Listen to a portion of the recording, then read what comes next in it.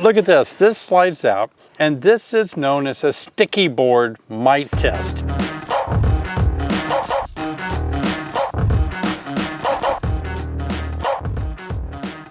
Today I'm going to pick the winner of this Untitled hive that I showed a few videos ago, this bright yellow hive. I'm honoring this giveaway with my yellow watch band. Look at this. This slides out, and this is known as a sticky board mite test. You simply take this board and you would coat it with some sort of grease, Vaseline, for example, and then you would shove it under there, wait 24 hours. Some people say wait 2 days. And then you would kind of roll it out like that, and you would count your mites. But the problem with this was, and still is, nobody really came up with a good way of knowing exactly how to calibrate or calculate the numbers of mites that you would find. But this was really a standard way of testing for Varroa destructor, a sticky board mite test. The reason that it kind of bothers me, that I'm not sure if it's accurate or not, is because if your bees happen to be very hygienic and maybe they're dropping mites, like the ankle biters claim they would kind of damage the mites and then they would drop those damaged mites down out of the hive, then this would kind of give you a funny reading. You may not have a high Varroa mite count, but you're getting a higher count because the mites are getting thrown out. And you might interpret that as, oh no, I have a mite problem. On the other hand, the opposite could be true. I'm just theorizing this, but it seems like if you have a ton of mites in the hive and they're really good as parasites and hanging on to the bees, guess what? You might look at this and go, well, not many mites are falling off. I don't see a high number that represents I have a mite problem. You do, they're just hanging on really well, or they're below the caps and all that. So I still think the best way to test for mites is the alcohol wash. The alcohol wash is by far the most accurate way to get the best results of how many mites you really do have. The alcohol wash is kind of tough for me because I'm not crazy about murdering 300 bees. Now, on the other hand, bees are dying at a rate of at least 300,000 a day. If the queen lays 1,000 eggs a day, those would grow up and eventually die on that same day. Bees only live 35 days, 40 days in the summer. They have a very short lifespan. And if you can sacrifice 300 bees once a month to be able to save the entire colony and its future, that's really understandable. And yet some people just can't wrap their mind around killing 300 bees. I want you to leave a comment below because look, I recommend you do a powdered sugar shake. Put 300 bees in a jar, couple of tablespoons of powdered sugar, shake them through a 1/8 inch hardware cloth, and then by shaking the bees with that powdered sugar, the mites actually lose their grip and fall off. Now, many people say that is not as accurate as an alcohol wash.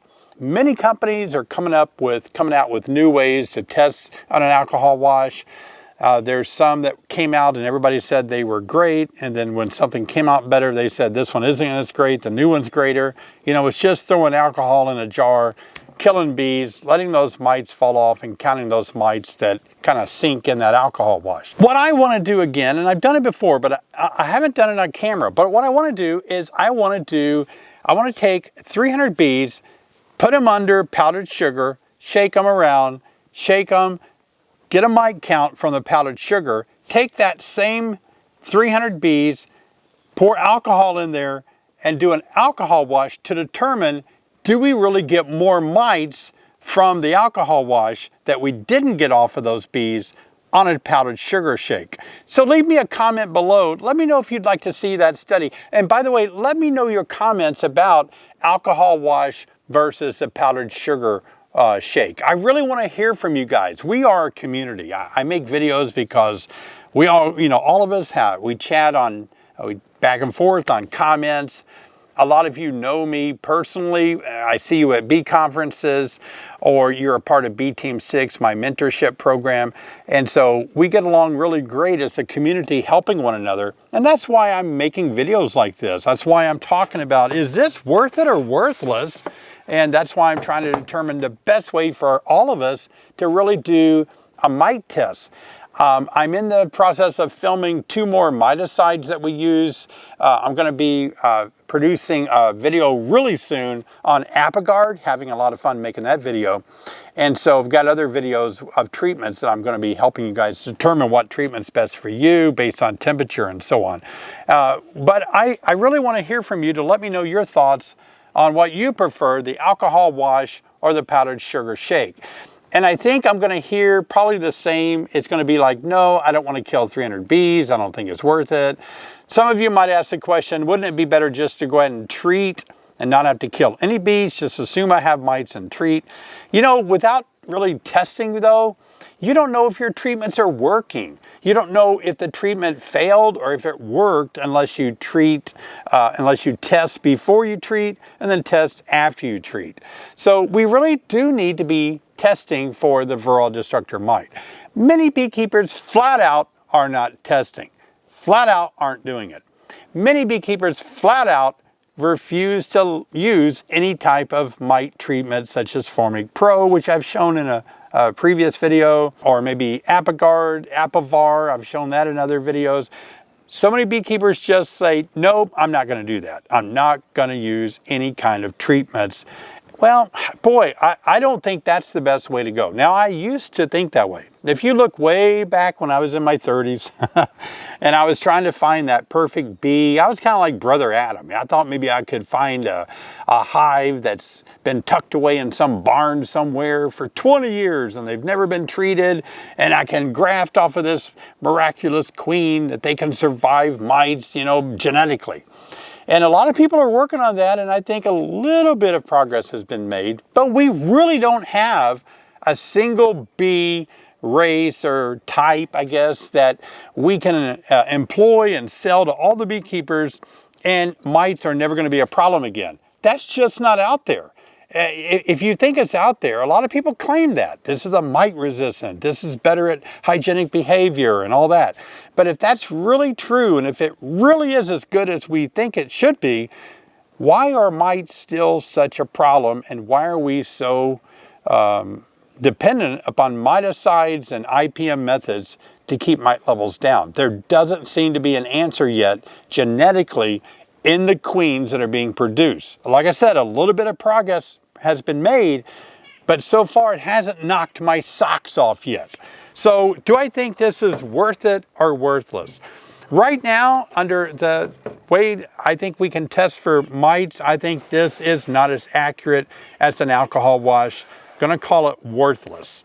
Now, I think the powdered sugar test is a good way if you don't want to kill your bees, but you're going to have to add to that number maybe 1, 2, or 3 mites to the number that are falling off during that powdered sugar shake.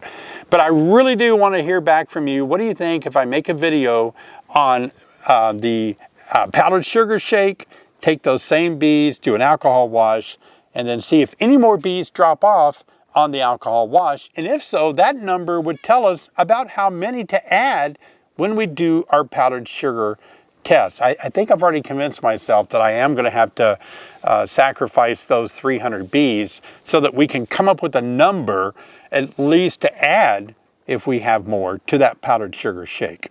All right, let's talk about the winner of this Anel yellow hive. It's a great yellow hive. I demonstrated it a few videos back, and I drew a name out of all the subscribers who said, you know, something about they'd like to win this or something. And the winner is Carrie Greg Collins. They said, we are new to beekeeping and we love it. We could really use that beautiful hive that you guys are giving away. Thank you for all your tutorials. They are greatly used by us. Well, thank you so much, guys. I appreciate that. Carrie Greg Collins. If you'll look at this email address here and email my staff, let them know you're the winner. We will get that shipped out as soon as possible. So thank you. We have some more giveaways coming up. Pierce Beekeeping Company has once again sent us some more things to give away, so we'll be giving those things away in an upcoming video as well. A few videos ago, I asked you guys to let me know what you would like for me to make a video on. I can't believe it was just overwhelming and so many great ideas. Oh my gosh. I'm putting those in an Excel database and we're going to really utilize those.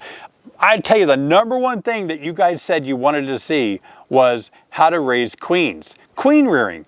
That was the number one thing that I kept saying over and over again. I want to raise queens. Show us how to raise queens.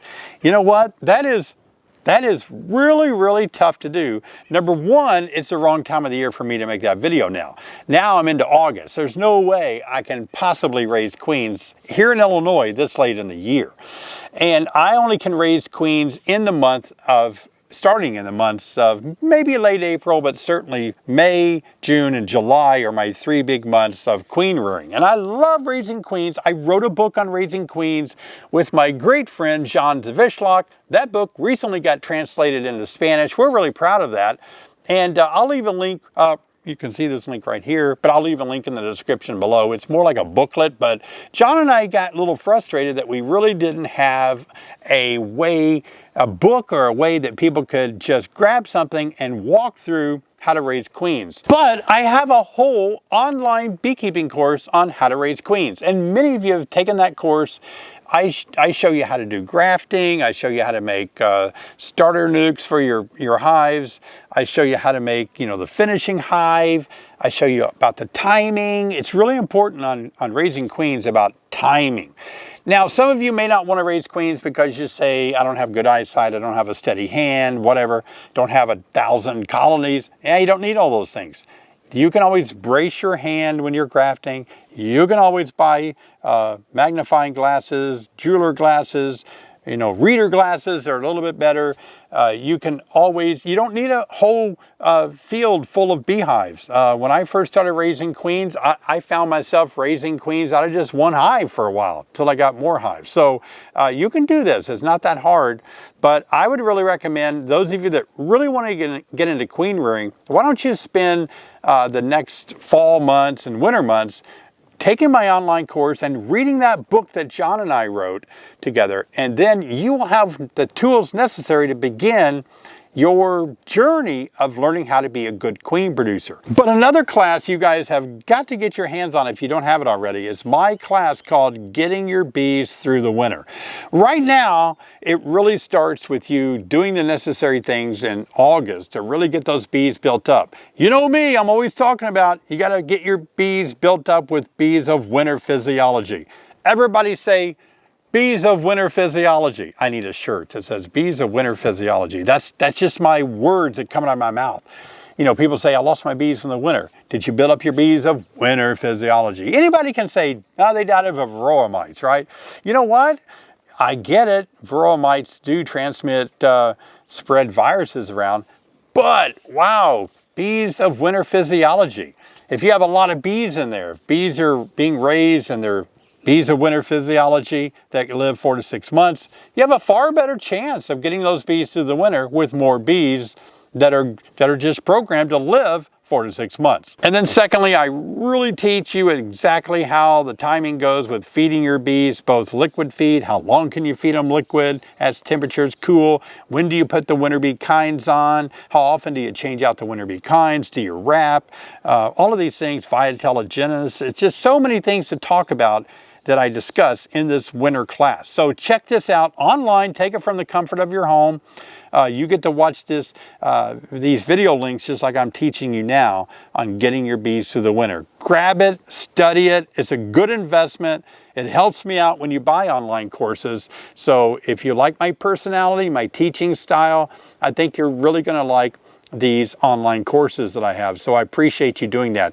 Also, our winter bee kinds, of course, are on sale. And if you are wondering where you get them, I'll leave a link in that description below. But last year, you watched me get my colonies through the winter very strong with feeding them those winter bee kinds all winter long. Very good. One of the things I talk about in my winter class online course is ventilation, whether you wrap them or not. That's really critical. I used to have a big problem with too much moisture in my hive in the winter. I kind of felt like my bees were dying from just getting so wet from the condensation that developed in the colony. And I used a lot of expensive computer technology hooked to a laptop to actually monitor the goings on in that hive with temperature, ambient, temperature, humidity, dew point, all that stuff was really useful. So I think I've really gone through the ropes on figuring out how to get bees through the winter.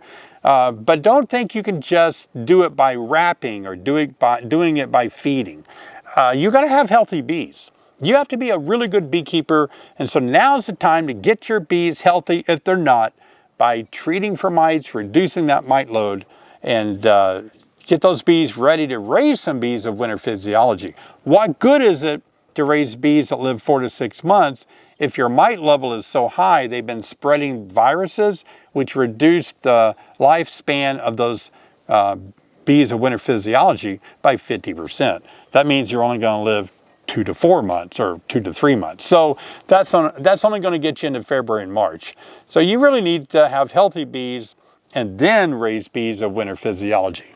All right, guys, hey, thanks for joining me today. I've got a great video right here, and I want to remind you that I have a whole playlist if you're new to beekeeping, but I've got a video right here that you need to watch if you're thinking about starting beekeeping, how to start beekeeping. It was filmed a few years ago, but the way to do it, still the same, hasn't changed any on how to start. So take a look at this video, you'll enjoy it. I'll see you over there.